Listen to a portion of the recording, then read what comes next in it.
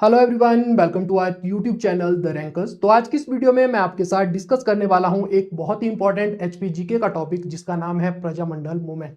तो बात की जाए, आप देखेंगे कि एचपीएस का एग्जाम हो, चाहे आपका अलाइड एग्जाम हो, एनटी एग्जाम हो, या पटवारी तथा तहसील वालों का किसी का भी एग्जाम हो, तो आप देखेंगे कि इस टॉपिक से बहुत ज्यादा एमसीक्यूज आपको देखने को मिलेंगे। प्रीलिम्स हो चाहे मेंस हो, उसमें आपको ये देखने को मिलेंगे। तो चलिए शुरू करते हैं इस टॉपिक को और देखते हैं कि हम पढ़ने क्या वाले हैं। तो सबसे पहले बात करते हैं थोड़ा सा एक अपने लिए जो है फ्लो चार्ट बना लेते हैं कि किस तरह से हम जो है टॉपिक को कंप्लीट करने वाले हैं, कैसे आगे बढ़ेंगे, उसके बारे में थोड़ी सी चीजें हम जान लेते हैं। तो बात करूं सबसे पहले प्रजामंडल मूवमेंट्स की।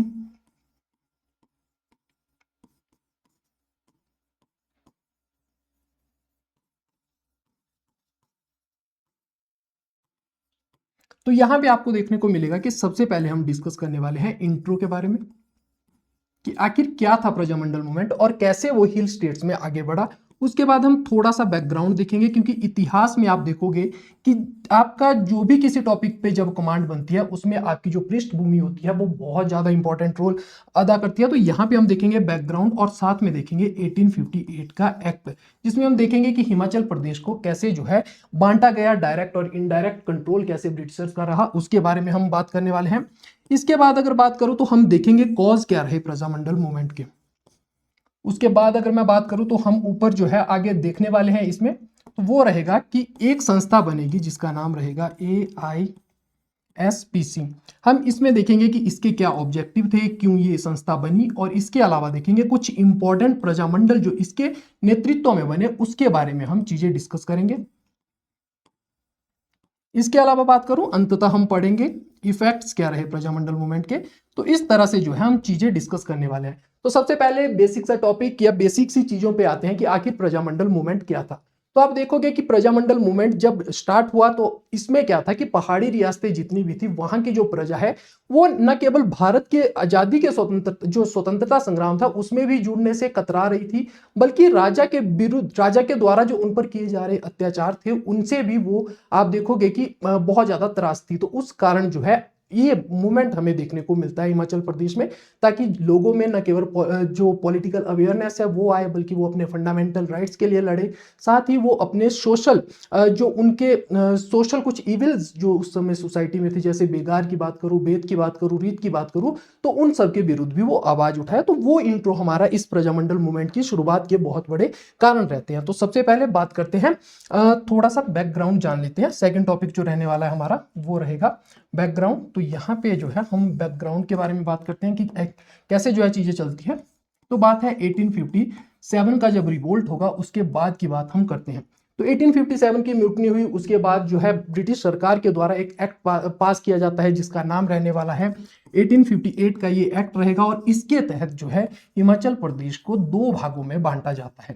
हिमाचल प्रदेश का जो एडमिनिस्ट्रेशन है उसे दो भागों में बांटा जाएगा, जिसमें हम देखने वाले हैं एक रहेगा आपका जिसमें डायरेक्ट कंट्रोल वाले रीजन रहेंगे, और दूसरा रहने वाला है जो इनडायरेक्ट कंट्रोल में रीजन होंगे।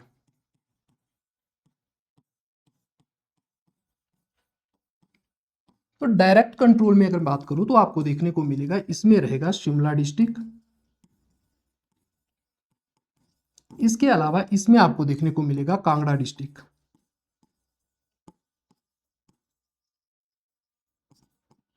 इसके अलावा कुछ जो है चंबा की जैसे क्षेत्र जो रहेंगे, जिसमें डलहौजी रहेगा एक तो, और दूसरा जो है बकलो हमें देखने को मिलेगा, जो कि कैंटोनमेंट्स थी उस समय की, वो हमें यहाँ पे देखने को मिलती है। तो ये जो थे डायरेक्ट कंट्रोल में थे। शिमला में बात करूँ तो यहाँ पे डगसाई हमें देखने को मिलेगा, कसौली देखने को मिलेगा। इसके अलावा सुबाथू वाला, जतोग वाला जो क्षेत्र है, जो सोलन और शिमला दोनों में आते थे, उस समय उनको मिलाकर जो है शिमला डिस्ट्रिक्ट बनाया गया। चाहे भरौली वाली अगर रियासत की बात करूँ, इसके अलावा सनाबर की बात करूँ, तो वो सारे जो है शिमला डिस्ट्रिक्ट में हमें देखने को मिलते हैं।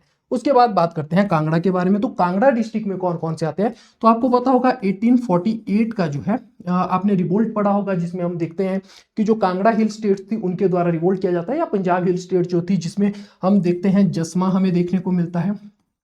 उसके अलावा हमें कौन सा देखने को मिलता है, तो दतारपुर देखने को मिलता है, नूरपुर हमें यहाँ पे देखने को मिलता है, और इसके अलावा कांगड़ा हमें देखने को मिलता है, शिब्बा हमें देखने को मिलता है। तो बहुत सारे डिस्ट्रिक्ट है। तो वो जो 1848 के बाद अंग्रेजों के कंट्रोल में आए थे, जिसमें कुल्लू लाहौल स्पीति तक के क्षेत्र थे, उन सबको कांगड़ा डिस्ट्रिक्ट में रखा जाता है। और डलहौजी और बकलोज जो कि ब्रिटिशर की कैंटोनमेंट थी, उनको भी इस क्षेत्र में रखा जाता है। तो इसीलिए इसे नाम दिया गया डायरेक्ट कंट्रोल वाले इलाके। और यहाँ जो शासक बिठाया गया उसे कहा गया डिप्टी कमिश्नर। तो आप ध्यान रखेंगे, डायरेक्ट कंट्रोल वाले इलाके जो है डिप्टी कमिश्नर के अंतर्गत आते थे। और दूसरी तरफ अगर मैं बात करूं तो आपको यहाँ पे देखने को मिलेंगे इनडायरेक्ट कंट्रोल वाले जो इलाके रहने वाले हैं। तो इनडायरेक्ट में अगर बात करें तो हमें देखने को मिलेंगे दो चीजें। एक सेकेंड। इनडायरेक्ट कंट्रोल में हमें देखने को मिलेगी एक तो शिमला हिल स्टेट्स, और दूसरा हमें देखने को मिलेगा सिस सतलुज हिल स्टेट्स। इसमें हम देखेंगे, इसमें जो बुशहर वाली हिल स्टेट हो, चाहे हमें नालागढ़ देखने को मिल रहा है, और भी हिल स्टेट्स जो है वो हमें देखने को मिलती है। बुशहर या जितनी भी शिमला हिल स्टेट्स थी वो हमें इसी क्षेत्र में देखने को मिलती है। और जो इस वाली है सिस सतलुज हिल स्टेट जो रहेगी, इसमें हमें कौन सा देखने को मिलेगा, तो इसमें हमें देखने को मिलेगा मंडी। इसमें इसमें हमें देखने को मिलेगा दूसरा जो रहने वाला है वो रहेगा सुकेत, फिर रहने वाला है चंबा, और अंततः हम इसमें देखेंगे कि बिलासपुर को भी इसी में डाला गया था। तो अगर आपके प्री में क्वेश्चन कहां से आ सकता है, तो आपको देखने को मिलेगा कि पहला क्वेश्चन तो यहां से आपका बन सकता है कि भाई कौन सी जो है जो सिस सतलुज हिल स्टेट्स थी उनमें कौन कौन शामिल थी, कौन कौन शामिल नहीं थी। और यहाँ पे जो शासक अंग्रेजों के द्वारा बिठाया गया, जो एडमिनिस्ट्रेटर यहाँ पे बिठाया गया, उसे कहा गया सुप्रिटेंडेंट।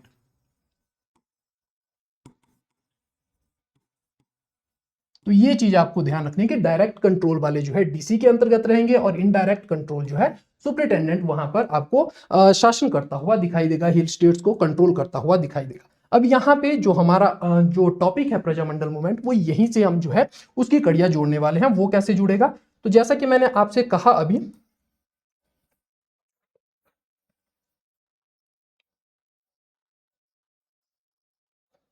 कि हमारे पास जो है डायरेक्ट कंट्रोल वाले क्षेत्र है। तो यहाँ पे क्या था, यहाँ पे जो इंडियन नेशनल कांग्रेस 1885 में बनी, उसने क्या किया, उसकी पकड़ काफी ज्यादा थी। जो ब्रिटिशर्स के सीधे कंट्रोल में क्षेत्र थे, वहां पे जो हमारी इंडियन नेशनल कांग्रेस थी उसकी पकड़ काफी अच्छी थी। तो यहाँ पे राष्ट्रवादी जो आंदोलन चल रहा था, जो नेशनलिज्म मूवमेंट चल रहा था, उसकी काफी अच्छे से जो है चीजें आगे बढ़ती हुई यहाँ पे दिखाई देती है। लेकिन इनडायरेक्ट कंट्रोल वाले क्षेत्र में ऐसा नहीं था। प्रजा जो है पूरी तरह से राजा के अंतर्गत थी, और यहाँ पे जो है राष्ट्रवाद जैसी चीजें कुछ भी हमें देखने को नहीं मिलती है। तो यहाँ पे अगर बात करूं तो हमें एक संस्था बनती हुई दिखाई देगी, AISPC, ताकि जो रियासती प्रजा है वो जाग सके, अपने अधिकारों के लिए लड़ सके, समाज में जो बुराइयां फैली हुई है उनके विरुद्ध वो किसी तरह से लड़ाई लड़े। इसके लिए ये संस्था बनाई जाती है, अखिल भारतीय रियासती प्रजामंडल संघ या all India state people conference हमें देखने को मिलता है। तो चलिए अब देखते हैं PDF के माध्यम से कि किस तरह से जो है ये संस्था बनी, और इसके बारे में हमें क्या इंपॉर्टेंट चीजें पता होनी चाहिए, उसके बारे में अब थोड़ा सा हम डिस्कस करते हैं। तो यहाँ पे all India state peoples conference तथा प्रजामंडल मूवमेंट के बारे में हम पढ़ने वाले हैं। All India state peoples conference की अगर बात की जाए तो इसके ऑब्जेक्टिव क्या थे, तो हमें देखने को मिलेगा इसका जो पहला ऑब्जेक्टिव रहेगा वो रहने वाला है पॉलिटिकल अवेयरनेस रहने वाला है। दूसरे की अगर बात करूं तो दूसरा हमें देखने को मिलता है एक रिस्पॉन्सिबल गवर्नमेंट हमें बनानी होगी। रिस्पॉन्सिबल गवर्नमेंट जहां पे लोगों के प्रतिनिधि चुने हो, लोगों के रिप्रेजेंटेटिव जब होंगे तो वो लोगों की बात को आगे रखेंगे और लोगों के अकॉर्डिंग शासन करेंगे, ना कि राजा के जो अधिकार है, ऑर्डर है, उनके अकॉर्डिंग काम करेंगे। इसके अलावा क्या था, सबसे मोस्ट इंपॉर्टेंट जो रहने वाला है वो है भारत को आजादी दिलाना, इंडिपेंडेंस ऑफ इंडिया, वो हमें देखने को मिलता है। इन्हीं उद्देश्यों को, इन्हीं ऑब्जेक्टिव्स को पूरा करने के लिए 17 दिसंबर 1927 को एक संस्था बनती है जिसका नाम रहने वाला है अखिल भारतीय रियासती प्रजामंडल संघ या अखिल भारतीय देशी राज्य लोक परिषद, all India state people conference इसका नाम रहने वाला है। और ध्यान रखेंगे स्थापना कब होती है, 1927 में हमें देखने को मिलती है, और इसका फर्स्ट सेशन भी बॉम्बे में उसी वर्ष में देखने को मिलता है। आगे बढ़ते हैं और देखते हैं कुछ इंपॉर्टेंट चीजें। देखिए all India state people conference के INC की तरह ही बहुत सारे अधिवेशन रहे हुए हैं। क्या हमें सारे पढ़ने की जरूरत है, तो जी नहीं, हम केवल मेन जो कॉन्फ्रेंसेस है उनके बारे में पढ़ेंगे और फिर जो है चीजें आगे बढ़ाते हुए देखने को मिलेगी। तो यहाँ पे इनके जो है 3 हमें मेजर जो सेशंस है वो देखने को मिलते हैं। एक तो रहने वाली है बॉम्बे कॉन्फ्रेंस जो 1927 में होगी, दूसरी रहने वाली है लुधियाना कॉन्फ्रेंस और तीसरी रहने वाली है उदयपुर कॉन्फ्रेंस। तो ये आपको ध्यान रखना है कि ये तीनों ही हम पढ़ेंगे, क्योंकि इनका बहुत ज्यादा जो है रोल हमें देखने को मिलता है। हिमाचल प्रदेश की जो रियासती प्रजा थी उनके जीवन को सुधारने में बहुत बड़ा योगदान इन कॉन्फ्रेंस ने दिया हुआ है। तो सबसे पहले बात करते हैं हम बॉम्बे की। तो बॉम्बे में हमें देखने को मिलता है कि जब बॉम्बे कॉन्फ्रेंस होगी 1927 में, तो इसी के बाद 1934 में हमें देखने को मिलेगा सिरमौर प्रजामंडल।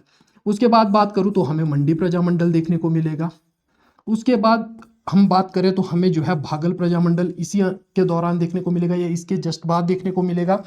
भज्जी का हो तथा और भी बहुत सारे, बिलासपुर की बात करें वो भी हमें इसी कॉन्फ्रेंस के बाद देखने को मिलता है। उसके बाद आएगी लुधियाना कॉन्फ्रेंस। इसके बाद हम क्या देखेंगे, इसके बाद हम देखने वाले हैं शिमला हिल स्टेट रीजनल काउंसिल बनेगा। और जितनी भी शिमला की हिल स्टेट्स थी वहां पे जो छोटे छोटे ऐसे राजनीतिक संगठन बने थे जो राजाओं के अत्याचार के विरुद्ध आवाज उठा रहे थे, उन सबको मर्ज करके इस संस्था के अंतर्गत लाया जाएगा। और इस संस्था को जो है राजनीतिक जिम्मेदारी दी जाएगी कि भाई ज्यादा से ज्यादा प्रेशर जो है राजा पर बिल्ड किया जाए और चीजें आगे बढ़ाई जाए। तो ये देखने को हमें संस्था मिलेगी। और इसी के नेतृत्व में जो हम पढ़ेंगे वो रहने वाला है महलोग प्रजामंडल, इसी के नेतृत्व में बनेगा। इसके अलावा अगर हम बात करें तो कुनिहार प्रजामंडल जो हमें देखने को मिलता है वो भी इसी के नेतृत्व में बनेगा। और धामी प्रजामंडल जो रहेगा वो भी इसी के नेतृत्व में बनने वाला है। अंततः हम देखने वाले हैं कौन सा, उदयपुर कॉन्फ्रेंस, जिसमें हम क्या देखेंगे, Himalayan hill state regional council जो है हम देखने वाले हैं। और इसके कुछ सेशंस देखेंगे, जैसे इसमें हम देखते हैं कि मंडी सेशन होगा, नाहन सेशन होगा, और उसके बाद आगे अगर चीजों की बात की जाए तो हम उसमें भी देखेंगे कि इसके बाद जो है शिमला बैठक होगी। और शिमला में ही 10 जून 1947 को 10th ऑफ जून 1947 को जो है Himalayan hill state regional council टूटेगा और एक अलग संस्था बनेगी, हिमालयन हिल स्टेट सब रीजनल काउंसिल। आई होप आपको जो फ्लो चार्ट है किस तरह से हम आगे बढ़ने वाले हैं वो आपको पूरा जो है क्लियर हो चुका होगा। तो बहुत ज्यादा वैसे डिफिकल्ट टॉपिक माना जाता है, लेकिन एक स्ट्रक्चर वे में पढ़ा जाए, फ्लो चार्ट के माध्यम से पढ़ा जाए तो आपके लिए चीजें बहुत आसान हो जाती है। तो चलिए देखते हैं कि क्या क्या इंपॉर्टेंट चीजें यहाँ पे हमें और देखने को मिलती है। तो सबसे पहले बात करेंगे हम प्रजामंडल मूवमेंट्स में किसकी, तो वो रहने वाली है सिरमौर प्रजामंडल की। सिरमौर प्रजामंडल की अगर बात करूं तो 1934 में इसका इस्टेब्लिशमेंट होती है। फाउंडर कौन थे, तो राजेंद्र दत्त देखने को मिलते हैं। कुछ की फाउंडर्स भी रहेंगे इसके, जिसमें हम चौधरी शेरजंग जी के बारे में पढ़ेंगे, मास्टर चतर सिंह जी के बारे में देखेंगे, शालीग्राम हमें देखने को मिलते हैं, कुंदन लाल और अजायब सिंह देखने को मिलते हैं। देखिए बहुत सारे, जैसे HPS की अगर मैं बात करूं तो आपको देखने को मिलेगा कि इस टॉपिक से या जो फाउंडर्स हैं और की मेंबर्स हैं उनमें से क्वेश्चन बनते हैं। इनका क्षेत्र कौन सा है, या बात की जाए कि ये जो है किस इलाके में काम करते थे, किस प्रजामंडल से जुड़े हुए हैं, इस तरह से क्वेश्चन आपके बनते रहे हैं। तो फिर भी मैं कहूंगा कि आपको फाउंडर तो एटलीस्ट पता होना चाहिए, क्योंकि इन सबको याद करना बहुत डिफिकल्ट रहता है। तो ये चीज आपको ध्यान रखिए।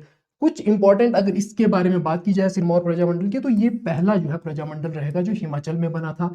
दूसरा, इसका ऑफिस जो है वो कहाँ पे था, आपको देखने को मिलेगा पोंटा में था इंस्टेड ऑफ नाहन। तो ध्यान रखेंगे नाहन क्यों, तो ये पॉइंट इतना इंपॉर्टेंट क्यों है, क्योंकि नाहन जो है उस समय सिरमौर रियासत की राजधानी थी। लेकिन इन्होंने जो है अपना जो एक तरह से अपना जो ऑफिस था वो कहाँ पे स्टैब्लिश किया, तो वो किया पोंटा में, ताकि किसी तरह से राजनीतिक हस्तक्षेप जो है राजा का ना रहे, रियासत की जो जनता है या रियासत के जो शासक है उनका हस्तक्षेप इनके कार्य प्रणाली में बिल्कुल भी ना पड़े।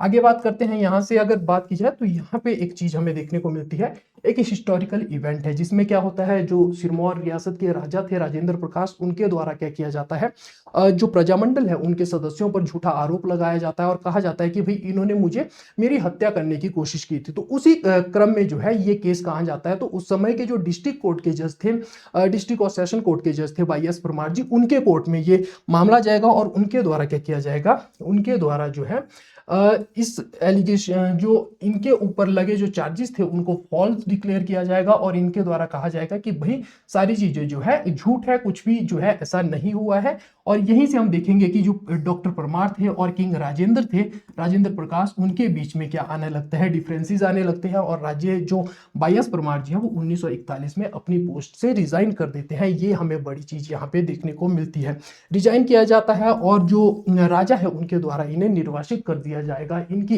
अपनी रियासत से। तो ये हमें देखने को मिलता है। और इसके बाद क्या होता है, YS परमार जी दिल्ली चले जाते हैं, वहां 1943 से लेकर 1946 के बीच में वो अपने जो सिरमौरी भाई थे वहां पे उनके साथ मिलकर उनमें राजनीतिक चेतना या जो अवेयरनेस होनी चाहिए पॉलिटिकली वो उनके अंदर थोड़ा बिल्ड करने की कोशिश करेंगे। बाद में 1946 के बाद वो हिमाचल प्रदेश में आएंगे और आप देखेंगे कि इसके बाद ही जो है वो हिमाचल प्रदेश की राजनीति में कंटिन्यू आगे बढ़ते हुए आपको दिखाई देंगे और उनका कद जो है निरंतर बढ़ता जाएगा आगे। तो ये चीजें हमें यहाँ पे देखने को मिलती है। आई थिंक इतनी ही चीजें आपको इस प्रजामंडल से पढ़ना आवश्यक है। आगे बात करते हैं मंडी प्रजामंडल के बारे में। मंडी प्रजामंडल की अगर बात करूं तो इसकी स्टैब्लिशमेंट ईयर कौन सी रहेगी, 1936 रहने वाली है। कौन इसके प्रेसिडेंट थे, तो स्वामी पूर्णानंद आपको देखने को मिलेंगे। की मेंबर्स में बात की जाए रामचरण, यहाँ पे मल्होत्रा कीजिएगा, रामचंद मल्होत्रा देखने को मिलेंगे, बलदेव राम देखने को मिलेंगे, हरसुख राय, सुंदरलाल और मोतीराम हमें देखने को मिलेंगे। आफ्टर सिरमौर जो है ये क्या था, तो ये सेकंड प्रजामंडल था in the hill princely states. तो ये जो है पहाड़ी रियासतों में दूसरा प्रजामंडल हमें देखने को मिलता है। The king of Mandi later imposed a ban restriction on the activities of the Prajamandal. तो ऑब्वियसली जब हित टकराते हैं, इंटरेस्ट टकराते हैं, तो आपको देखने को मिलेगा कि इस तरह की कार्य प्रणाली या इस तरह के जो एक्शन है वो लिए जाते हैं राजाओं के द्वारा। तो ये चीजें हमें यहाँ पे देखने को मिलती हैं। इसके अलावा कुछ और मेंबर्स है जिसमें कृष्णा चंद्रा रहेंगे, और अगर बात करूं तो सबसे इंपॉर्टेंट तेज सिंह निधड़क आपको देखने को मिलेंगे, क्योंकि ये रहेंगे हिमालयन हिल स्टेट सब रीजनल काउंसिल के वाइस प्रेसिडेंट आपको देखने को मिलेंगे। और ये क्वेश्चन जो है अलाइड में पूछा जा चुका है, तो ये आपको ध्यान रखना है यहाँ पे, ये इंपॉर्टेंट इस तरह से क्वेश्चन बनते हुए देखे गए हैं एग्जाम में। तो आप जो है इनको बिल्कुल जो बाद में जुड़े मेंबर थे उनको भी आप इग्नोर नहीं कर सकते, आपको पढ़ने पड़ेंगे ये। इसके अलावा केशव चंद्रा रहेंगे, अगर बात करूं पद्मनाथ रहेंगे, हेगराज रहेंगे, तो ये सारे आपको देखने को यहाँ पे मिलेंगे। आगे बात करते हैं, अगला जो रहने वाला है बागल प्रजामंडल, एक और इंपॉर्टेंट रहेगा ये। इसके बारे में अगर बात करूं तो 11 अगस्त 1938 को इसकी स्थापना होगी। 11 अगस्त को क्या होता है, एक मीटिंग हेल्ड होती है, कहां पे, तो आपको देखने को मिलेगा शिमला में ही होगी। और किसकी जो कौन इसके अध्यक्ष रहेंगे, किसकी चेयरमैनशिप रहेंगी, तो वो रहेंगे जिग्नू राम जी, जिग्नू राम चौहान रहेंगे। भागल प्रजामंडल जो है यहाँ पे इस्टेब्लिश होगा। और ध्यान रखेंगे इसके सेक्रेटरी कौन बनेंगे, मनशा राम चौहान बनने वाले हैं। तो आप ध्यान रखेंगे कि जो कॉन्फ्रेंस हुई थी उसकी चेयरमैनशिप किसने की थी, जिग्नू राम चौहान जी ने की थी, और मनसा राम चौहान जी जो है इसके सेक्रेटरी थे। तो ये इंपॉर्टेंट फैक्ट है, इसको आप प्लीज नोट कीजिएगा। इसके अलावा कुछ और मेजर ऑर्गेनाइजेशन जो हमें देखने को मिलती है कि हम जो बॉम्बे कॉन्फ्रेंस के बाद पढ़ते हैं, इसमें हमें देखने को मिलता है पंडित भास्करानंद जी देखने को मिलते हैं, जिनके नेतृत्व में भज्जी प्रजामंडल बनेगा। सूरत राम प्रकाश देखने को मिलेंगे जो ठियो को लीड करेंगे, और भागमल सोआटा जी मिलेंगे जुब्बल को लीड करने वाले हैं। तो ये भी जो है आपसे मैचिंग में क्वेश्चन पूछा जा सकता है। आई होप आपको सारी चीजें जो है क्लियर होती हुई आ रही होंगी। तो आगे चलते हैं, आगे देखते हैं कुछ आपके लिए एक रिकॉल के लिए जो है कुछ क्वेश्चन है, इनका आंसर आप मुझे कमेंट बॉक्स में बताएंगे। पहला क्वेश्चन रहने वाला है, which was the very first Prajamandal organisation establish in Himachal Pradesh. तो बहुत इंपॉर्टेंट क्वेश्चन है, कोई भी एग्जाम हो इस तरह से क्वेश्चन बनते ही हैं। नेक्स्ट है, who served as the president of the Mandi Prajamandal formed in 1936। तो ये क्वेश्चन आपको देखने को मिलेगा, ये भी काफी इंपॉर्टेंट है। और तीसरे की बात करूं तो on what exact date was the Bhagal Prajamandal establish. तो इसकी भी आपको मुझे डेट जो है कमेंट बॉक्स में बतानी है। आगे बात करते हैं, और ध्यान रखिएगा आप जो है बिल्कुल पूरा लेक्चर सुनिएगा ताकि आपका कोई भी डाउट जो है ना रहे और सारी चीजें आपको क्लियर हो सके। अब दूसरा सेशन, जैसा कि मैंने कहा कि दूसरा सेशन होगा, और इसमें क्या होने वाला है, तो हम देखते हैं लुधियाना सेशन कब होगा, 1939 में होगा। और ये कॉन्फ्रेंस जो थी कब हेल्ड होती है, 15-16 फेब को होती है। हो सकता है आपसे डायरेक्ट एचएएस पे इस तरह की डेट पूछी जाए। और चेयरमैन कौन रहेंगे, तो ये क्वेश्चन जो है काफी बार एग्जाम में पूछा गया है। जवाहरलाल नेहरू जो है इस कॉन्फ्रेंस को चेयर करेंगे। Jawaharlal Nehru led special emphasis on the establishment of Prajamandal in the princely hill state. तो इन्होंने काफी ज्यादा जो है जोर दिया इस बात पर कि प्रजामंडल बनाए जाए रियासतों में, और चीजें जो है जो राष्ट्रवाद, नेशनलिज्म जैसी चीजें हैं या जो फ्रीडम मूवमेंट चल रहे हैं उनको तेज करने की कोशिश की जाए। तो वो यहाँ पे हमें देखने को मिलता है। अब आगे बात करते हैं, तो यहाँ पे पार्टिसिपेंट्स कौन कौन थे जिन्होंने इस कॉन्फ्रेंस को अटेंड किया। तो यहाँ से क्वेश्चन बन सकता है आपके लिए, तो कौन कौन थे, तो शिमला हिल प्रिंसली स्टेट से देखा जाए तो पंडित पद्मदेव जी हमें देखने को मिलेंगे, और भागमल सोआटा जी हमें जुब्बल से देखने को मिलते हैं। तो शिमला हिल स्टेट से जो है ये वाले हमें देखने को मिलेंगे कि इन्होंने वहां पे भाग भाग लिया था। इसके अलावा अदर्स में कौन देखने को मिलेंगे, स्वामी पूर्णानंद जी, इनका क्षेत्र आपको पता होना चाहिए, रीजन किससे बिलोंग करते थे वो पता होना चाहिए आपको, मंडी से है। ठाकुर हितेंद्र सिंह एक और इंपॉर्टेंट पर्सनैलिटी है सिरमौर से, तो ये भी आपको पता होनी चाहिए। सदाराम चंदेल जी बिलासपुर में हम इन्हें पढ़ते हैं, तो बिलासपुर जो प्रजामंडल है वो इन्होंने ही जो है लीड किया था। उसके बाद विद्यासागर की बात करें, विद्याधर की बात करें, गुलाम रसूल जी की बात करें और पृथ्वी सिंह, ये सारे आपको चंबा से देखने को मिलेंगे, तो ये सब आपको पता होनी चाहिए। आगे बात करते हैं, तो आगे आपको देखने को यहाँ पे मिलेगा, इसके अलावा अगर बात की जाए तो सबसे पहले जैसा कि मैंने कहा था कि हम लुधियाना कॉन्फ्रेंस पढ़ेंगे और उसमें कौन सी एक हमें ऑर्गेनाइजेशन बनती हुई दिखाई देगी, शिमला हिल स्टेट रियासती प्रजामंडल हमें बनता हुआ दिखाई देगा, तो वो हमें यहाँ पे बनता हुआ दिखाई देगा। और उसके प्रेसिडेंट कौन रहने वाले हैं, पद्म देव जी उसके प्रेसिडेंट रहने वाले हैं। कब बनता है, 1 जून 1939 को ये बनता है, बहुत इंपॉर्टेंट डेट है, ये आपको पता होनी चाहिए। इसका क्या था, तो इन्फ्लुएंस पे ये कहाँ से, लुधियाना कॉन्फ्रेंस से आपको इन्फ्लुएंस देखने को मिलेंगे। और इसने क्या किया था कि जो शिमला हिल स्टेट है उन सबको मिलाकर एक प्रजामंडल बनाया था, ताकि राजा को या जो भी शासकीय कार्य प्रणाली किसी रियासत में चल रही है उस पर प्रेशर बिल्ड किया जा सके, वो इनका मोटिव था। आगे बात करते हैं, इसके अलावा भागमल सोहाटा और देव सुमन जो है उन्होंने भी इस मीटिंग को या इसमें जो है भाग लिया था, तो also present in this meeting. In addition representative from Dhami, Bhagal, Patiala और महलोक प्रिंसली स्टेट के भी जो है यहाँ पे पार्टिसिपेट करते हैं। इतना इंपॉर्टेंट हमें नहीं देखने को मिलेगा ये, पर यहाँ पे ध्यान रखेंगे कि इनका मोटिव क्या था। तो जो गुप्त रूप से किसी तरह से जो सीक्रेट एक्टिविटी जो राजाओं की चल रही थी उनमें क्या करना, तो उनमें जो है उनको जनता के सामने रखने की इन्होंने कोशिश की थी। तो in this the secret activities of the king, राजाज और राणाज वर ब्रॉट टू लाइट, तो ये हमें यहाँ पे देखने को मिलेगा। अब बात करते हैं, इन जून 1939 पंडित पद्मदेव वेंट टू हैदराबाद, तो यहाँ पे ध्यान रखेंगे हम कि थोड़ा सा यहाँ पे शिमला हिल स्टेट रीजनल काउंसिल, तो जैसा कि मैंने बात किया कि 2 मेन व्यक्ति रहेंगे इसमें, कौन सा, पहला रहने वाले हैं पंडित पद्मदेव जी और दूसरे रहने वाले हैं भागमल सोहाटा जी, ये 2 रहने वाले हैं। तो यहाँ पे क्या होता है, जो पंडित पद्मदेव जी जो कि इसके प्रेसिडेंट भी है, वो आर्य समाज के भी क्या रहने वाले हैं, तो वो आर्य समाज के भी मेंबर है, और उसी कारण वो एक बैच जो है अपने साथ लेकर जाते हैं हैदराबाद। तो अब जून में ये ऑर्गेनाइजेशन बनती है, जुलाई में इनको भी जो है जाना पड़ता है, जुलाई में या जून जुलाई के बीच में इन्हें जाना पड़ता है, और इसी कारण जो सारी रिस्पॉन्सिबिलिटी आ जाती है वो किसके ऊपर आ जाएगी, भागमल सोहाटा जी के ऊपर आ जाएगी, ताकि वो क्या करे, इस मूवमेंट को जो है किसी तरह से रियासती जो जनता है वहां तक पहुंचाए। तो अब यही लीड करेंगे जो महलोक वाला प्रजातंत्र या महलोक का जो प्रजामंडल है वो उसमें ये लीड करेंगे। इसके अलावा हमें देखने को मिलेगा कुनिहार में वो लीड करेंगे, और बाद में बात की जाए तो धामी में भी वो ही लीड करने वाले हैं। तो इसी कारण आप देखेंगे कि प्रेसिडेंट की यहाँ पे कोई भूमिका हमें उतनी इंपॉर्टेंट देखने को नहीं मिलती है जितनी कि भागमल सोहाटा जी की हमें देखने को मिलती है। तो इनके बारे में आपको सारी चीजें पता होनी चाहिए। आगे बात करते हैं, यहाँ पे अगर आगे बढ़ा जाए तो आपको देखने को मिलेगा पहला प्रजामंडल जो बनेगा वो रहेगा महलोक प्रजामंडल।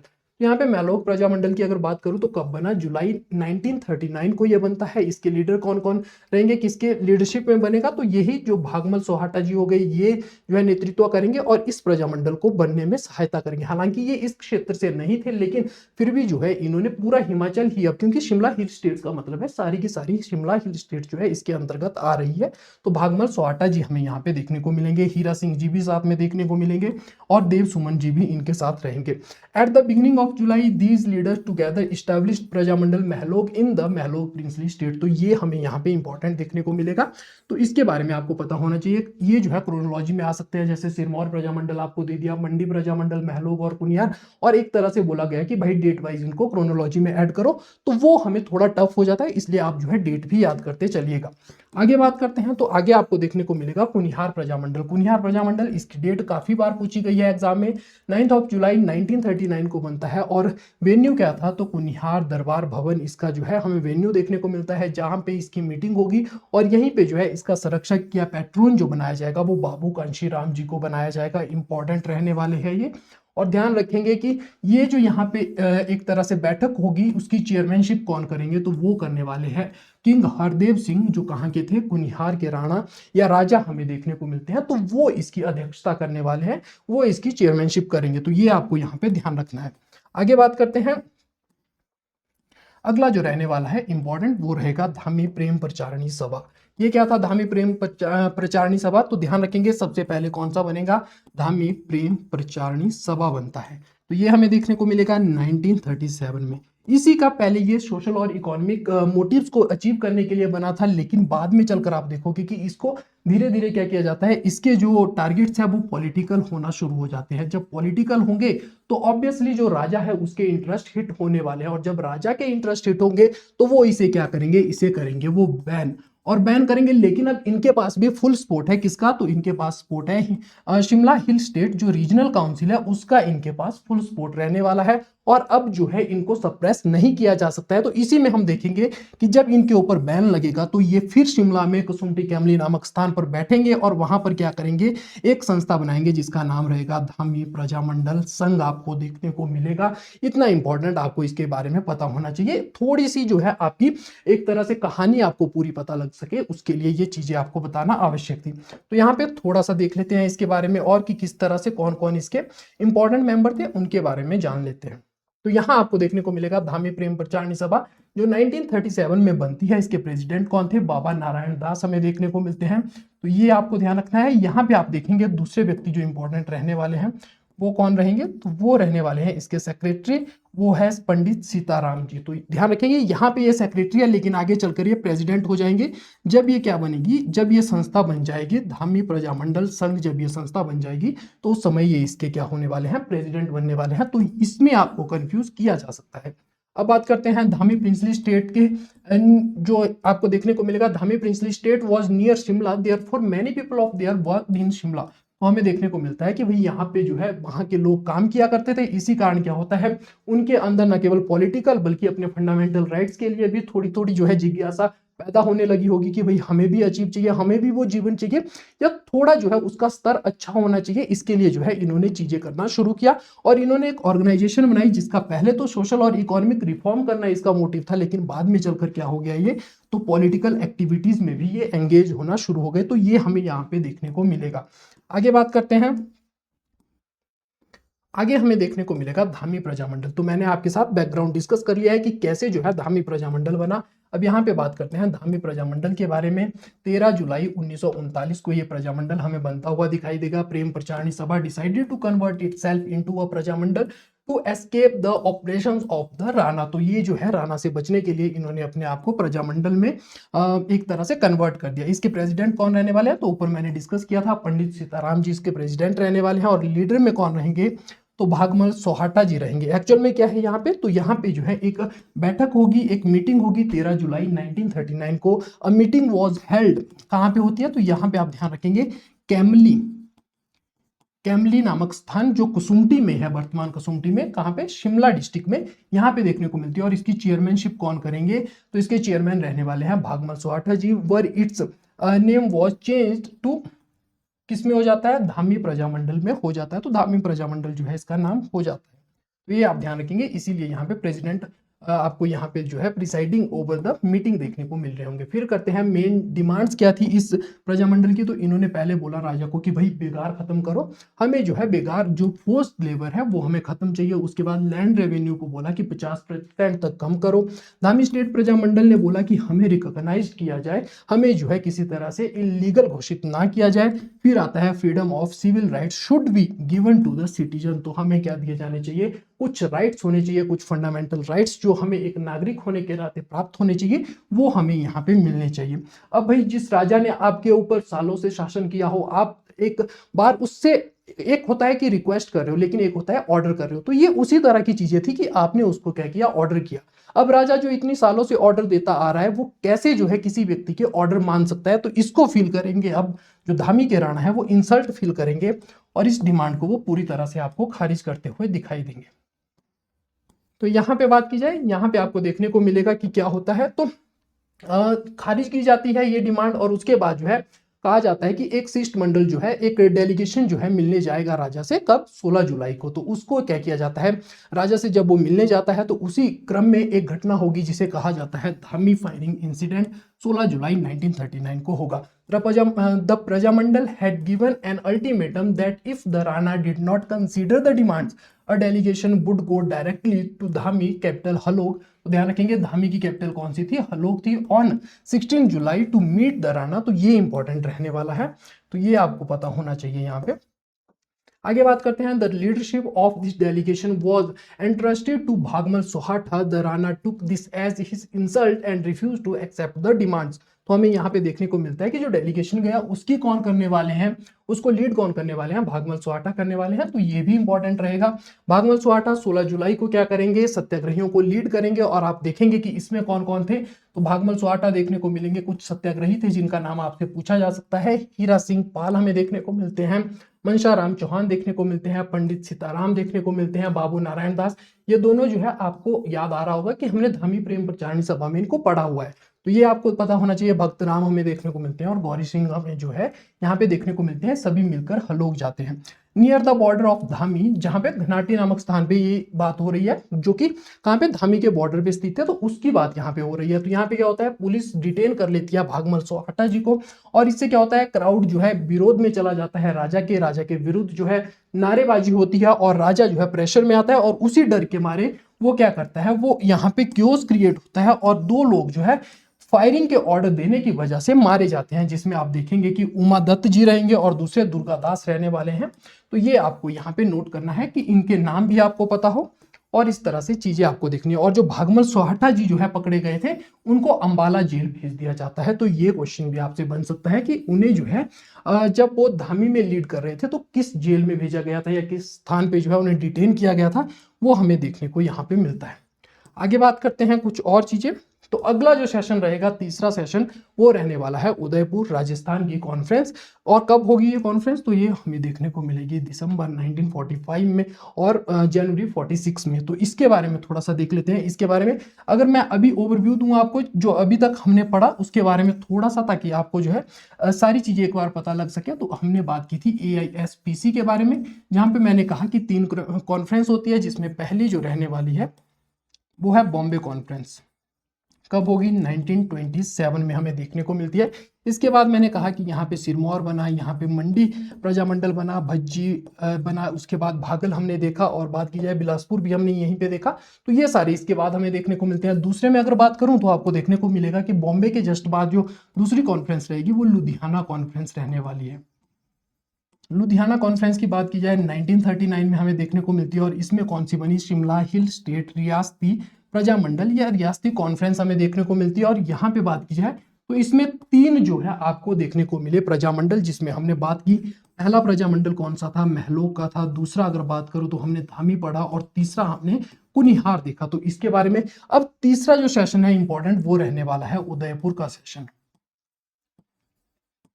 उदयपुर सेशन जो है आपके लिए इंपॉर्टेंट रहने वाला है, 1945 में होगा। और इसके बाद एक संस्था बनेगी जिसका नाम क्या रहने वाला है, Himalayan hill state regional council जो है उसका नाम रहने वाला है। तो इसके बारे में अब हम चीजें देखते हैं। तो यहाँ पे अगर बात की जाए तो उदयपुर में जब कॉन्फ्रेंस होगी, उसके बाद Himalayan hill state regional council बनेगी। तो इसमें क्या होगा, तो इसकी हम 3 बैठ के पढ़ने वाले हैं, 3 जो है मीटिंग्स पढ़ने वाले हैं, जो कहाँ कहाँ रहने वाली है। पहली रहेगी मंडी में, दूसरी कहाँ रहने वाली है, तो आपको देखने को मिलेगा दूसरी जो है नाहन में रहने वाली है, और तीसरी जो रहेगी वो आपको देखने को मिलेगा, एक मंडी में हो गई, एक नाहन में होगी, और तीसरी आपको देखने को मिलेगी शिमला में।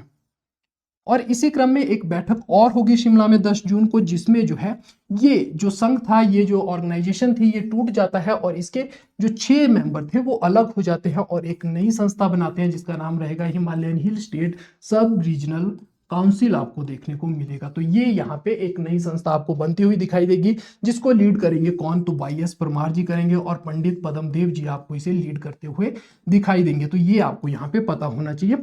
और इसके अलावा अगर बात करूँ तो यहाँ पे हमें 3 और इसकी मीटिंग्स पढ़नी है, जिसमें अगर बात करूँ तो हम आगे चलकर पढ़ेंगे कि किस तरह से नाहन की इनकी मीटिंग होती है, नाहन में इनकी मीटिंग हम पढ़ने वाले हैं। और इसके अलावा कुछ और जो मीटिंग्स रहेंगी, शांगरी वाली जो मीटिंग रहेगी, उसके बारे में हम चीजें पढ़ेंगे। तो फटाफट से कवर करते हैं बाकी चीजों को।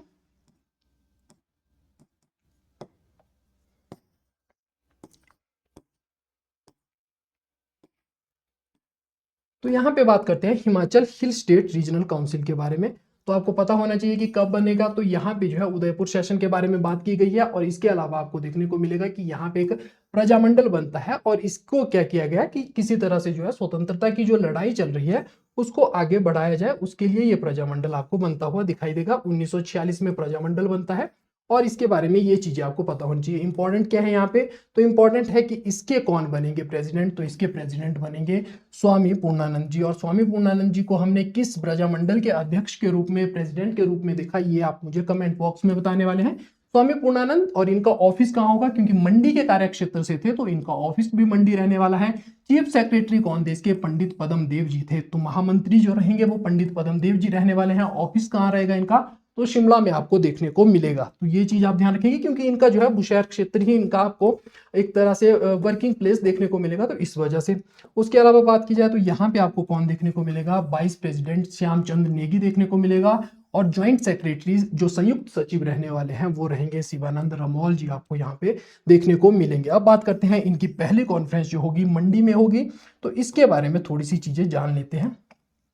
तो यहाँ पे कब होगी कॉन्फ्रेंस, मार्च 8 से लेकर 10 तक होगी 1946 में। और इसको कौन जो है लीड करने वाले हैं, तो आजाद हिंद फौज के एक कर्नल होंगे गुरदयाल सिंह ढिल्लोन जो है वो आपको देखने को मिलेंगे कि उन्होंने क्या किया था, इसकी चेयरमैनशिप संभाली थी इस कॉन्फ्रेंस की। तो ये आपको यहाँ पे इंपॉर्टेंट पूछा जा सकता है कि भाई किसने अध्यक्षता जो है मंडी कॉन्फ्रेंस में की थी, जो कि हिमालयन हिल स्टेट का पहला कॉन्फ्रेंस हमें देखने को मिलता है। तो ये क्वेश्चन आपसे पूछा जा सकता है।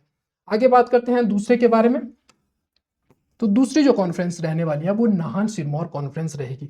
तो इसके बारे में अगर बात की जाए तो अगस्त 31 और सितंबर 1 को हमें देखने को मिलती है। और यहाँ पे क्या होता है, तो जो पटाभी सीतारमैया जी है वो शामिल होंगे इसमें। इसके अलावा जो जय नारायण व्यास है वो शामिल होंगे, कर्नल शहनवाज होंगे, दुनीचंद और दुनीचंद जो है इसमें आपको शामिल होते हुए दिखाई देंगे। यहाँ पे क्या होगा, किसने ऑर्गेनाइज करवाई थी, तो ये भी आप ध्यान रखेंगे कि इसे ऑर्गेनाइज करवाया था राजेंद्र दत्त जी ने, शिवानंद रमौल जी ने। तो इनके नाम ही आपको पता लग रहे होंगे कि कहाँ से रिलेटेड है ये, सिरमौर से। और हम कहाँ की कॉन्फ्रेंस पढ़ रहे हैं, तो हम नाहन की पढ़ रहे हैं। तो यही सब लोग होंगे, देवेंद्र सिंह जी हो गए, हितेंद्र सिंह जी हो गए जो हम ऊपर पढ़ चुके हैं, नारायण हो गए, हरिचंद हो गए, तो इनके बारे में, हरिचंद पादा हो गए, बहुत इंपॉर्टेंट नाम है ये। तो ये सारे आपको यहाँ पे देखने को मिलेंगे। अब बात करते हैं आगे। तो इस कॉन्फ्रेंस में क्या होता है, तो इस कॉन्फ्रेंस में जो है पब्लिक अवेकनिंग की बात होती है। तो ये सारी चीजें हमें देखने को मिलती है। और इसी में एक इंपॉर्टेंट चीज देखने को मिलती है कि यहाँ से जो है मोटिवेट होकर कौन जाएंगे, तो चिरंजी लाल वर्मा जी जाएंगे, जो अपनी सांगरी रियासत के जो निवासी थे वो वहां पर क्या करेंगे, जो बेकार प्रथा चल रही थी उसका विरोध करेंगे और एक जो है आंदोलन वहां पर शुरू करने वाले हैं। तो ये आपको यहाँ पे देखने को मिलेगा। अब नेक्स्ट जो बात करेंगे हम वो रहेगा शिमला मीटिंग, जो कि पहली, देखिए शिमला मीटिंग दो आपको देखने को मिलेगी जो इंपॉर्टेंट रहेगी। शिमला मीटिंग एक तो रहने वाली है 1 मार्च को रहने वाली है 1947 की यहाँ पे बात हो रही है। तो पहली तो 1 मार्च को रहने वाली है और दूसरी जो होगी वो 10 जून को होगी। यहाँ पे इलेक्शन होंगे। तो यहाँ पे जो हमने अभी पढ़ा, जो स्वामी पूर्णानंद जी थे उनको प्रेसिडेंट के इलेक्शन वो हार जाते हैं। और प्रेसिडेंट कौन बनेंगे यहाँ पे, तो YS परमार जी आपको प्रेसिडेंट बनते हुए दिखाई देंगे। और दूसरी जगह अगर मैं बात करूं तो 10 जून वाली जो बैठक होगी इसी साल, उसमें क्या होगा, इसमें होगा पार्टीशन। तो आप ध्यान रखेंगे कि पार्टीशन जो है इस वाली बैठक में होता है, ना कि 1 मार्च वाली बैठक में होगा। और यहाँ पे हमें सेक्रेटरी कौन देखने को मिलेंगे, तो वो हमें देखने को मिलेंगे, जो सेक्रेटरी रहेंगे वो हमें पंडित पदम देव जी यहाँ पे देखने को मिलेंगे। चलिए यहाँ पे देखते हैं कुछ और चीजें इनके बारे में। अब एक कॉन्फ्रेंस जो है, अभी हमने जो है एक इंपॉर्टेंट, जैसा मैंने कहा कि हिमालयन हिल स्टेट सब रीजनल काउंसिल, जो कि मेन और पहले जो बनी थी उसके बारे में। तो यहाँ पे हमने उसकी मंडी कॉन्फ्रेंस पढ़ी, उसके अलावा हमने नाहन कॉन्फ्रेंस पढ़ी, शिमला बैठक पढ़ी, एक और शिमला बैठक पढ़ेंगे जिसके बारे में अभी मैंने जिक्र किया आपके साथ, लेकिन उसका PDF में अभी तक मैंने आपके साथ जो है डिस्कशन नहीं किया है। उसके अलावा एक शांगड़ी जो है, शांगड़ी बैठक भी होगी। और ये बैठक कब बनेगी, तो ये आपको देखने को मिलेगा कि आजादी के बाद होगी, दिसंबर 21 को होगी 1947 में। और इसमें क्या किया जाएगा, इनका एक्चुअल में इस वाले इलाके की, इस वाले जो ये वाला जो संगठन है इसकी डिमांड थी कि जो राजा है उनको भी कुछ अधिकार बने रहे। लेकिन जो YS परमार जी के नेतृत्व की थी वो चाहते थे कि पूरी तरह से डेमोक्रेटिक सेटअप आ जाए। तो हिमालयन हिल स्टेट सब रीजनल काउंसिल जो था वो चाहता है कि किसी तरह से वो जो है पूरे तरीके का डेमोक्रेटिक सेटअप होना चाहिए। तो इसीलिए वो अपनी अलग से कॉन्फ्रेंस कर रहे हैं, जिसमें हम आगे चलकर पढ़ेंगे। पहले शांगड़ी में होगा उनका, उसके बाद आप देखेंगे नाहन में होगा, तो उस तरीके की उनकी कॉन्फ्रेंस हम आगे अलग पढ़ेंगे। तो यहाँ पे बात हो रही है सांगरी कॉन्फ्रेंस की, और आजादी के बाद वाली कॉन्फ्रेंस है, ये कंफ्यूज मत कीजिएगा, इसको एक बार हम फिर पढ़ने वाले हैं जब हम देखेंगे कि कैसे जो है हिमाचल प्रदेश का गठन होता है। उस दौरान हम इन चीजों को दोबारा से डिस्कस करने वाले हैं, जिसमें हम देखते हैं आजादी के बाद सांगरी कॉन्फ्रेंस बहुत इंपॉर्टेंट है। तो ये चीज आप ध्यान रखेंगे। इसमें क्या हुआ, तो इसमें बोला कि भाई हमें क्या करना चाहिए, हिमाचल प्रदेश को एक अलग आइडेंटिटी देने की कोशिश करनी चाहिए और एक अलग से प्रोविंस बनना चाहिए वो भारत का। तो ये चीज हमें यहाँ पे देखने को मिलती है। तो ये इस कॉन्फ्रेंस का मेन जो मोटिव था वो हमें यहाँ पे देखने को मिलता है।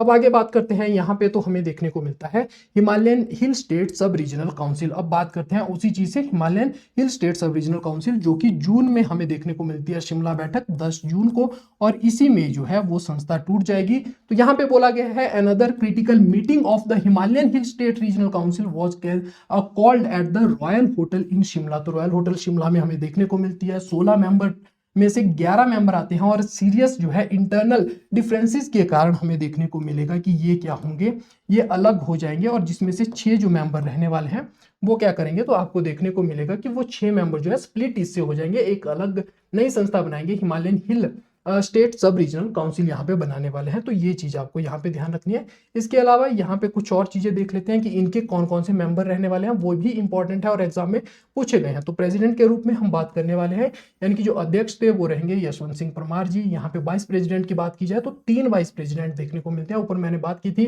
तेज सिंह निधड़ का आपको देखने को मिलेंगे मंडी से, लीलादास वर्मा देखने को मिलेंगे भज्जी से, और सदाराम चंदेल देखने को मिलेंगे बिलासपुर से। तो इनके बारे में आपको पता होना चाहिए, ये 3 आपको यहाँ पे पता होने चाहिए। उसके बाद अगर बात की जाए तो जनरल सेक्रेटरी जो इसके रहने वाले हैं, जनरल सेक्रेटरी रहने वाले हैं पंडित पद्मदेव, और जो प्रोपोगेंडा मिनिस्ट्री यानी कि प्रचार मंत्री रहेंगे वो कौन रहने वाले हैं, दौलत राम गुप्ता जी रहने वाले हैं। इसके कोषाध्यक्ष यानी कि ट्रेजरर कौन रहने वाले हैं, सूरत राम प्रकाश रहने वाले हैं, और ऑफिस सेक्रेटरी यानी कि कार्यालय मंत्री जो रहेंगे वो शेनुराम जी रहने वाले हैं। तो इनके बारे में आपको चीजें पता होनी चाहिए, तो ये भी आप यहाँ पे ध्यान रखेंगे। आगे बात करते हैं कुछ और चीजें। तो इनकी पहली कॉन्फ्रेंस जो रहेगी वो सांगरी कॉन्फ्रेंस रहने वाली है, और कब होगी ये कॉन्फ्रेंस, तो जुलाई 31 1947 को ये कॉन्फ्रेंस आपको देखने को मिलेगी। तो यहाँ पे अगर बात की जाए तो newly formed Himalayan hill state सब रीजनल काउंसिल ऑर्गेनाइज्ड इस वेरी फर्स्ट कॉन्फ्रेंस इन सांगरी। तो डायरेक्ट क्वेश्चन आपसे पूछा जा सकता है कि कहां पर पहली कॉन्फ्रेंस इनकी हुई थी। इसमें क्या होता है, तो डॉक्टर वाई.एस. परमार जी है वो हमें देखने को मिलते हैं, इसमें भाग लेते हुए दिखाई देते हैं। पंडित पद्मदेव जी हो, सत्यदेव भूषैरी हो, सूरत राम प्रकाश हो, ये सारे हमें इसमें भाग लेते हुए दिखाई देते हैं। तो इनके बारे में इतना आपको जो है ज्यादा याद नहीं रखना है, लेकिन कुछ मेन पॉइंट आपको पता होने चाहिए। इसको ऑर्गेनाइज करने का काम किसने किया था, तो चिरंजी लाल वर्मा जी ने किया था। तो ये भी आपको पता होना चाहिए। ये एक्टिविस्ट थे किसके, तो सांगरी प्रजामंडल के ये एक्टिविस्ट हमें देखने को मिलते हैं। इसके बारे में आपको चीजें पता होनी चाहिए। फिर आता है यहाँ पे, तो इससे क्या होता है, इसी कॉन्फ्रेंस से डरकर जो है राजा कहाँ भाग जाता है, आनी भाग जाएगा। तो आनी कुल्लू में जो है जो सांगरी के राजा थे, रियासती शासक थे, वो आपको देखने को मिलेगा कि आनी कुल्लू भाग जाएंगे। तो ये इंपॉर्टेंट आपको यहाँ पे देखने को मिलेगा। आगे बात करते हैं कुछ और चीजें इसमें, तो हमें देखने को मिलेगा नाहन कॉन्फ्रेंस, और नाहन कॉन्फ्रेंस कब होगा, अगस्त 1947 को हमें देखने को मिलेगा।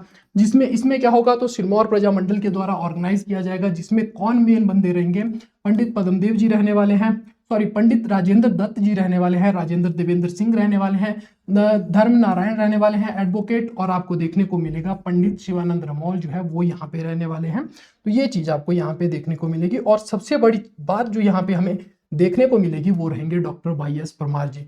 Doctor Y S. परमार जी क्या करेंगे, तो इस मीटिंग को ना वो केवल हेड करेंगे, यानी कि इस मीटिंग के वो प्रेसिडेंट भी रहेंगे, और साथ में ही आपको यहाँ पे एक और चीज देखने को मिलेगी कि जो नेशनल फ्लैग था उसको भी वो यहाँ पे फहराएंगे। तो ये चीज आपको ध्यान रखनी है कि कौन सी कॉन्फ्रेंस में वाई.एस. परमार जी के द्वारा ये चीज हुई थी और किसके द्वारा की गई थी। इस तरह से क्वेश्चन आपके लिए बन सकते हैं। और इंटरेस्टिंगली एक चीज जो है बहुत ही रोचक तथ्य है, जो बात करता है कि जिस राजा ने इन्हें कभी रियासत से बाहर निकाला था, आज वही राजा इस कॉन्फ्रेंस में प्रेजेंट थे। तो टाइम जो है सबका बदलता है।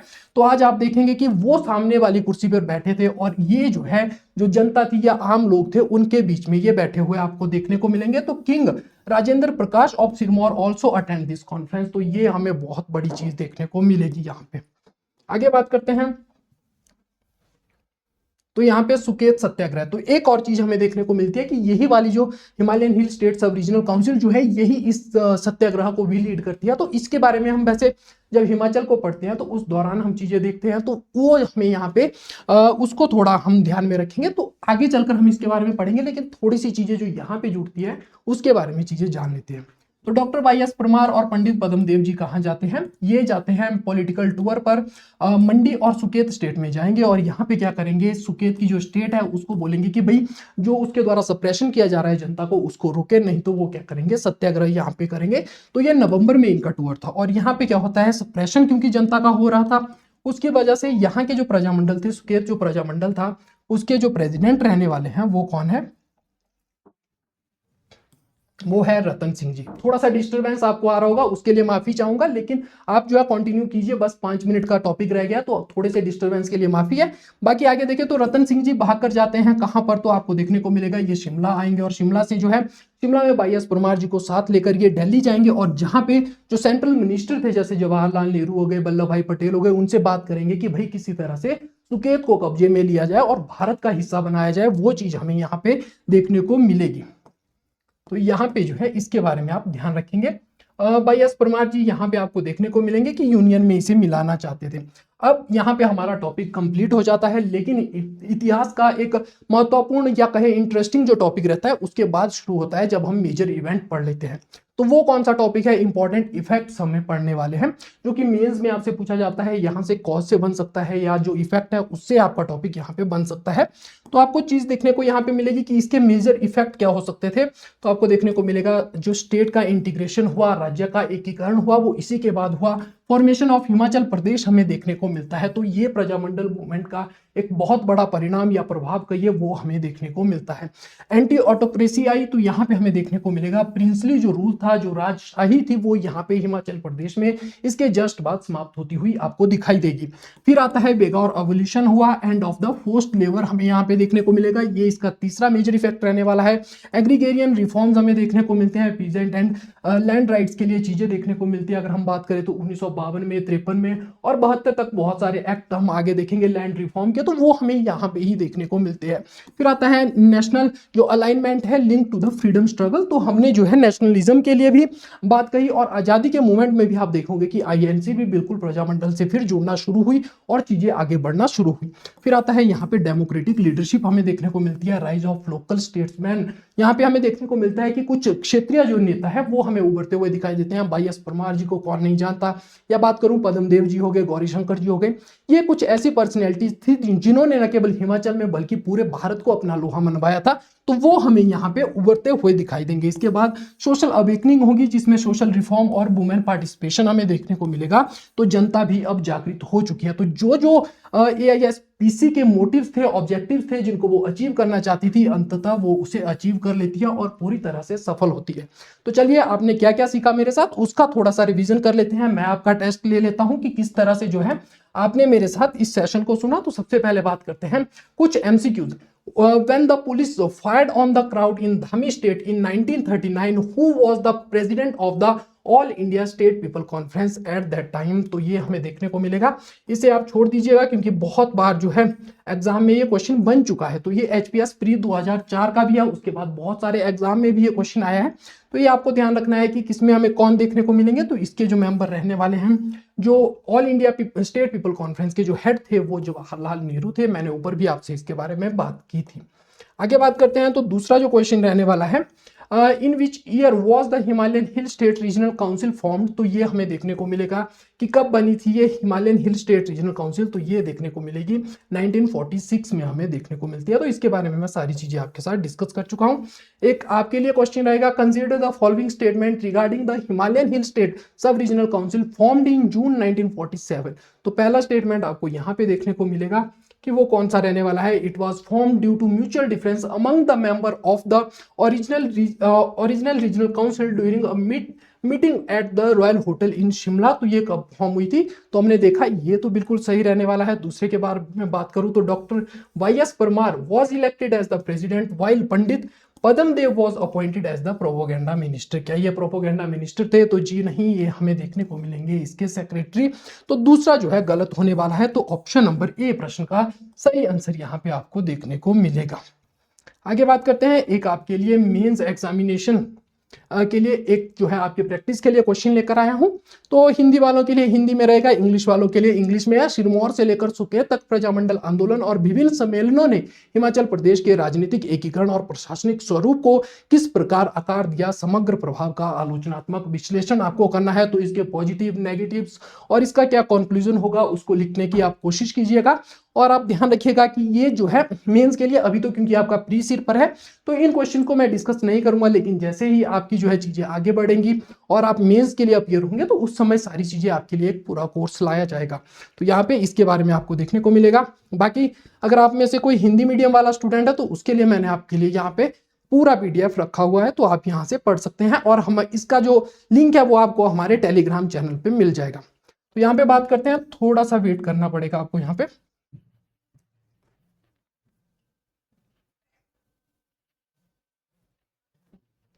तो यहाँ पे जो है आप देख सकते हैं हमारी ऐप का जो है लिंक आपको डिस्क्रिप्शन में मिल जाएगा, the ranker next gen academics. I hope आपको लेक्चर भी पसंद आया होगा। और आप जो है अगर हमसे जुड़ना चाहते हैं तो आपके सामने हमारी वेबसाइट का लिंक है, इसको आप विजिट कर सकते हैं, हमारी ऐप को डाउनलोड कर सकते हैं। और यहाँ पे हम आपके लिए कोर्स जो है निरंतर लेते आएंगे आगे चलकर। तो आप जो है इनको भी हमारे साथ जो है अपनी मेंबरशिप ले सकते हैं और अपनी तैयारी को जो है और ज्यादा बूस्ट कर सकते हैं। आज का लेक्चर मैं यहीं तक रखूंगा। आई होप आपको मेरे साथ जुड़ने में आनंद आया होगा और मेरी चीजें जो है जो मैंने आपको समझाया वो अच्छी लगी होगी। Thank you so much. ये बोलना था कि पीडीएफ मिलेगा ऐप पे ना कि हमें आज मैंने कब बोला छोड़ो टेलीग्राम बोल दिया ना? वही तो ओ यार।